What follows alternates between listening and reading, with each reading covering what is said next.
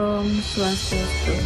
Selamat malam Bapak dosen dan teman-teman semua. Kami dari kelompok 11 akan mempresentasikan hasil kerja kelompok kami. Sebelum itu, izinkan kami untuk memperkenalkan diri terlebih dahulu. Saya sendiri Gustia Lucia Putri, absen 14, dan partner saya Kade Yogi Novanda Putra, absen 1.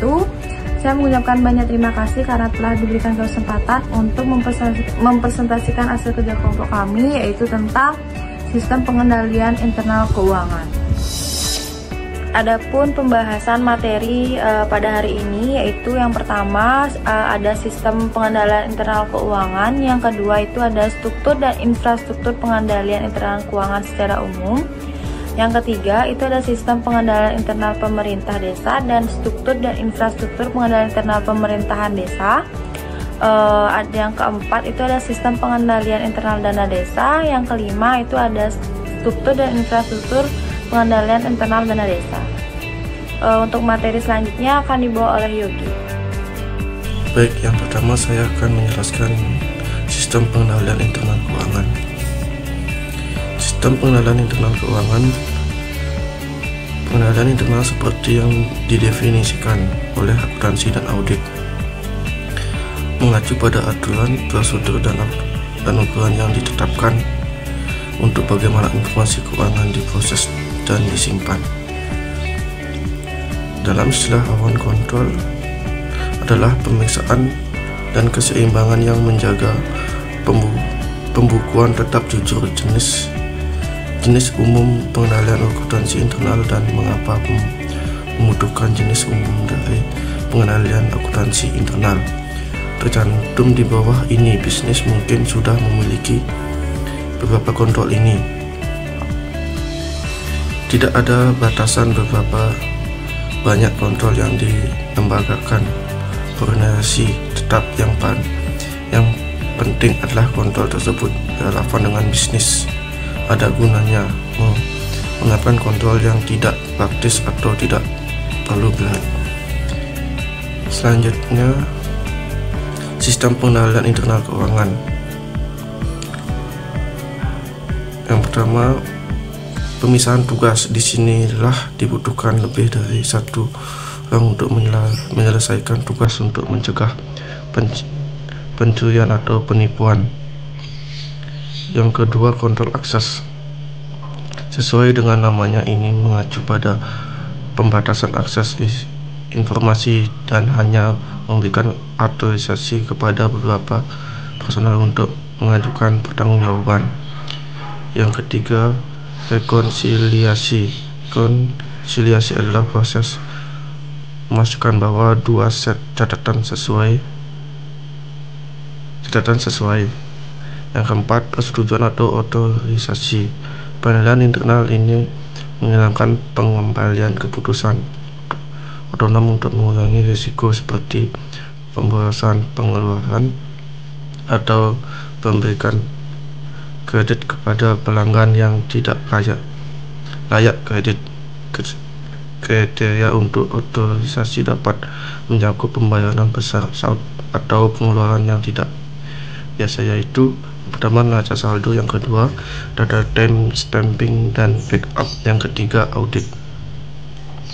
Selanjutnya 1.2, struktur dan infrastruktur pengendalian internal keuangan secara umum. Struktur pengendalian yang digunakan dalam suatu entitas merupakan faktor yang menentukan keandalan laporan keuangan yang dihasilkan oleh suatu entitas. Manajemen khususnya mempunyai 3 kepentingan berikut dalam merancang struktur pengendalian internal yang efektif. A. Menjaga kekayaan aset organisasi. Yang B. Memeriksa ketelitian dan keterangan data akuntansi. Yang C. Manajemen bertanggung jawab dalam menyiapkan laporan keuangan bagi investor, kredit, dan pengguna lainnya. Yang terakhir, ketaatan kepada hukum dan peraturan. Ada 3 konsep dasar, yaitu penilaian atau instruktur pengendalian intern dan 8 resiko pengendalian. Yang pertama, tanggung jawab manajemen. Yang kedua, keyakinan yang memadai. Yang ketiga, keterbatasan bawaan. Struktur dan infrastruktur pengendalian intern dan keuangan secara umum. Struktur pengendalian intern 5 kategori dasar: kewajiban, kebijakan, dan prosedur yang dirancang digunakan oleh manajemen untuk memberikan keyakinan memadai bahwa tujuan pengendalian dapat dipenuhi. Kelima, kategori ini disebut sebagai komponen struktur pengendalian intern dan terdiri dari: yang pertama, lingkungan pengendalian. Yang kedua, penetapan risiko oleh manajemen. Yang ketiga, sistem akuntansi. Yang keempat, prosedur pengendalian. Yang terakhir, pemantauan. Selanjutnya, 1.3 sistem pengendalian intern pemerintah desa dan struktur dan infrastruktur pengendalian internal pemerintah desa.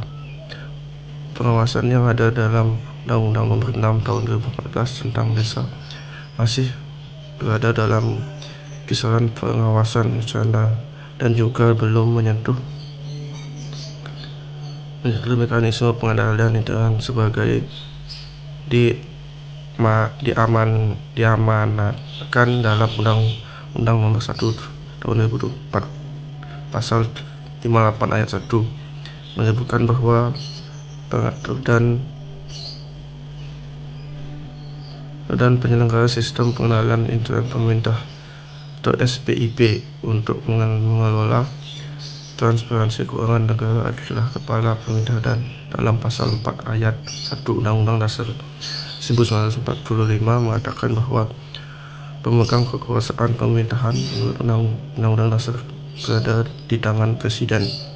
Karena itu, selaku kepala pemerintah, Presiden wajib melaksanakan SPIP di seluruh organisasi pemerintahan. Sistem pengendalian internal pemerintah mulai menjalankan seiring dengan terbitnya Peraturan Pemerintah Nomor 60 Tahun 2008, di mana terdapat 5 unsur dalam SPIP, yaitu. Baik, selanjutnya akan dijelaskan oleh teman saya, Restia. Terima kasih.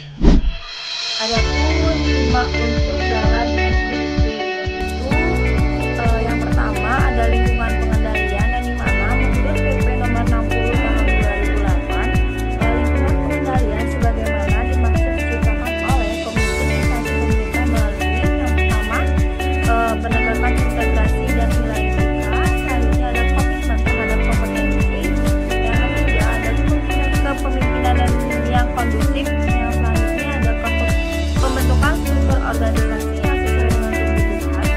Selanjutnya ada pendelegasian wewenang dan tanggung jawab yang tepat. Selanjutnya ada penyusunan dan perancangan kebijakan yang sehat tentang pembinaan sumber daya manusia. Yang selanjutnya ada perwujudan peran aparat pengawasan internal pemerintahan yang efektif. Yang selanjutnya ada hubungan kerja yang baik dengan instansi pemerintah yang terkait.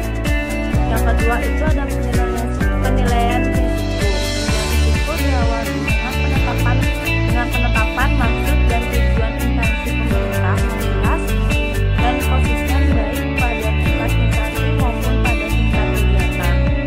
Terhadap risiko yang telah diidentifikasi, dianalisis untuk mengetahui pengaruhnya terhadap pencapaian tujuan. Pimpinan instansi pemerintah merumuskan pendekatan manajemen risiko dan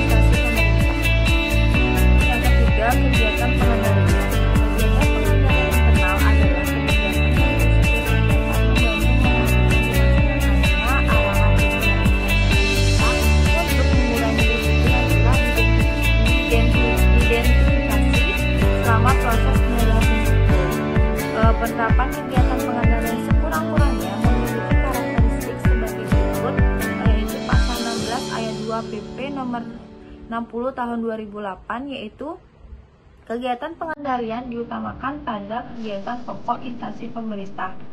Yang kedua, kegiatan pengendalian harus dikaitkan dengan proses penilaian risiko. Yang ketiga, kegiatan pengendalian yang dipilih disesuaikan dengan sifat khusus instansi pemerintah. Yang keempat, kebijakan dan prosedur harus ditetapkan secara tertulis. Yang kelima, prosedur yang telah ditetapkan harus dilaksanakan sesuai yang ditetapkan secara tertulis. Yang terakhir itu kegiatan pengendalian dievaluasi secara teratur untuk memastikan bahwa kegiatan tersebut masih sesuai dan berfungsi seperti yang diharapkan. Yang keempat itu ada komunikasi dan informasi, yang dimana unsur pengendalian internal keempat adalah informasi dan komunikasi. Instansi pemerintah harus memiliki informasi yang relevan dan dapat diandalkan, baik informasi keuangan maupun non keuangan yang berhubungan dengan peristiwa-peristiwa eksternal serta internal. Yang terakhir itu ada pemantauan, yang dimana pemantauan merupakan unsur pengendalian internal yang kelima atau terakhir. Pemantauan di sini sistem pengendalian internal dilaksanakan melalui pemantauan berkelanjutan, evaluasi terpisah, dan tindak lanjut rekomendasi hasil audit dan review lainnya. Selanjutnya, sistem pengendalian internal dana desa, yang dimana Peraturan Menteri Dalam Negeri Nomor 113 Tahun 2014, yaitu tentang pengelolaan keuangan desa, menjelaskan pengelolaan keuangan desa adalah keseluruhan kegiatan yang meliputi perencanaan, pelaksanaan, penatausahaan, pelaporan, dan pertanggungjawaban keuangan desa. Petunjuk pelaksanaan penyelenggaraan SPIP di Kemendes PDTT, terdapat beberapa prinsip yang harus diperhatikan dalam penerapan SPIP di Kemendes PDTT, yaitu yang pertama, sistem pengendalian internal sebagai proses yang integral dan menyatu dengan kegiatan dan dilaksanakan secara terus-menerus. Yang kedua, dipengaruhi oleh manusia dalam memberikan kontribusi yang positif untuk melaksanakannya. Selanjutnya itu ada memberikan keyakinan yang mendalam, memadal, bukan keyakinan yang mutlak. Yang terakhir, diterapkan sesuai dengan kebutuhan ukuran, kompleksitas, sifat kerja, dan fungsi kementerian.